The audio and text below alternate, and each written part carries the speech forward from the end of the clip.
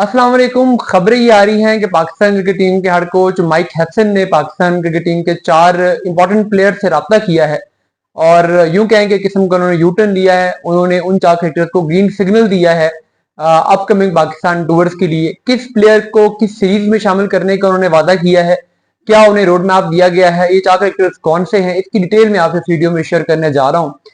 देखिए, जो पाकिस्तान की अगली सीरीज आ रही है, बांग्लादेश का पाकिस्तान टूर करेगा जुलाई में। उस सीरीज के लिए पाकिस्तान के 2 क्रिकेटर्स को कहा गया है कि आपका इसमें कमबैक हो सकता है। इन 2 क्रिकेटर्स में से जो इस सीरीज के लिए, बांग्लादेश के टूर के लिए जिन क्रिकेटर्स को कमबैक करने का कहा गया है, उनमें जो एक प्लेयर हैं वो तो शाहीन शाह अफरीदी हैं। अब शाहीन अफरीदी की जो पिछले कुछ अरसे में परफॉर्मेंस रही है वो हम सब जानते हैं।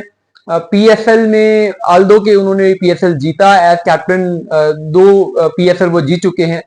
पीएसएल के वाहिद कैप्टन हैं जिन्होंने 2 टूर्नामेंट जीते हैं और लीडिंग विकेट टेकर भी रहे इस हद तक कि वो आखिरी स्टेज पे आके उन्होंने खासा अच्छा परफॉर्म किया।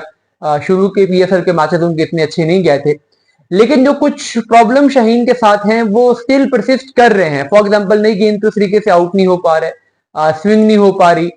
जो क्रूशियल मोमेंट्स होते हैं मैच के, खासकर जब बिल्कुल मैच फंसा होता है, डेथ ओवर्स होते हैं, वहां पे वो रन खा जाते हैं। इरफान न्याजी से वो रन खा गए वहां पे। तो इन चीजों को माइक हैसन देखेंगे, वो शाहीन शाह अफरीदी की इन चीजों को कैसे इंप्रूव कर सकते हैं ये बहरहाल देखना होगा। लेकिन शाहीन शाह अफरीदी को कहा गया है कि आप पाकिस्तान टीम में बांग्लादेश के टूर के लिए आ रहे हैं। एक और प्लेयर जो पाकिस्तान की सीरीज में बांग्लादेश टूर में कम बैक कर रहा है वो है सुफियान मुकीम। सुफियान मुकीम को पहले जब पाकिस्तान की बांग्लादेश की होम सीरीज थी इसमें नहीं लिया गया था। आल्दो के मेरा ख्याल है कि पाकिस्तान को एक second specialist spin bowling option की जरूरत थी। मैंने तब भी ये बात की थी। अब पाकिस्तान टीम मैनेजमेंट और माइक हैसन यही फील कर रहे हैं, इसीलिए बांग्लादेश के टूर में उनको लिया जा रहा है। देखें, वैसे तो आपके पास इब्रार अहमद है, साथ में साइम अयूब हैं, सलमान अली आगा हैं, खुशदिल शाह हैं, शादाब खान है। ये पार्ट टाइम ऑप्शन तो काफी सारे हैं इब्रार के साथ, लेकिन इब्रार के साथ एक और स्पेशल स्पिनर का होना उन कंडीशन पे जहां पे बॉल टर्न हो रहा बहुत जरूरी है, क्योंकि इब्रार वहां पे मोस्ट प्रोबेबली पावर प्ले में बॉलिंग करेंगे। क्योंकि आप पावर प्ले में अगर बॉल टर्न हो रहा हो तो पेसर से 6 ओवर करवा के मार खाने का रिस्क अफोर्ड कर नहीं सकते, क्योंकि अक्सर ये मैचेस लो स्कोरिंग होते हैं।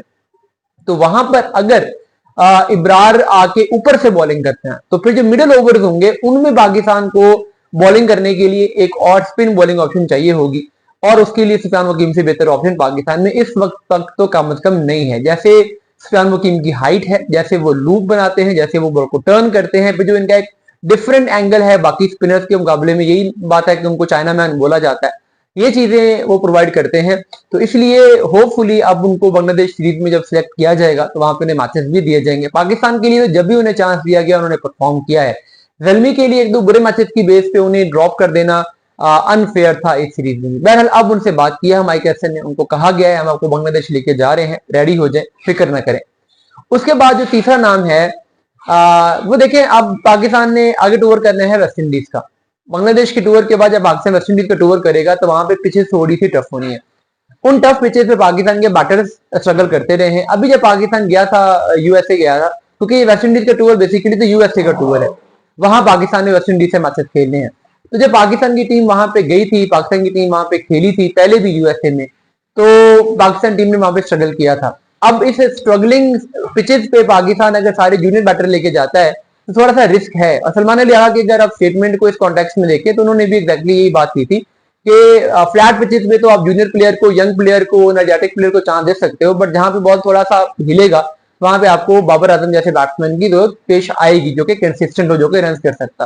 तो बाबर आजम के बारे में आपको मैंने लास्ट वीडियो में बात की थी कि माइक हैसन ने उन्हें कुछ टफ गोल्स दिए हैं अपना स्ट्राइक रेट इंप्रूव करने का, शॉर्ट्स वैरायटी ऐड करने का, बाकी चीजें करने का। अब देखते हैं कि होपफुली उन्होंने इस पे कितना काम किया है, वेस्ट इंडीज टूर से पहले उस पर कितना काम करते हैं।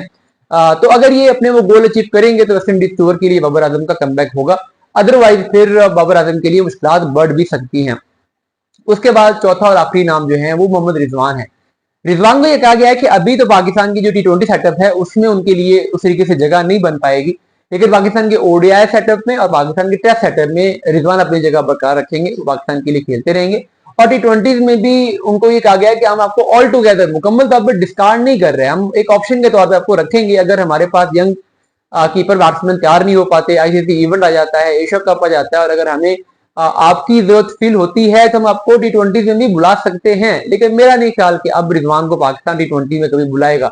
ओडीआई या टेस्ट मैचेस में तो रिजवान खेलते रहेंगे, उनकी वहां पे जरूरत भी है। टेस्ट मैचेस के ओडीआई के बड़े जबरदस्त बैट्समैन भी हैं वो, लेकिन T20 में पाकिस्तान लगता है कि मूव ऑन कर चुका है। जस्ट रिजवान को एक रिजर्व ऑप्शन के तौर पे उनको ये कहा गया है कि आप T20 में तैयारी रखें। अदरवाइज जैसे हारिस परफॉर्म कर रहे हैं और जैसे पाकिस्तान के पास और भी इमर्जिंग कीपर बैट्समैन हैं, साहिबजादा हैं, हसीबुल्ला हैं, तो अब पाकिस्तान को फ्यूचर की तरफ ही देखना चाहिए और पाकिस्तान फ्यूचर की तरफ ही देखेगा।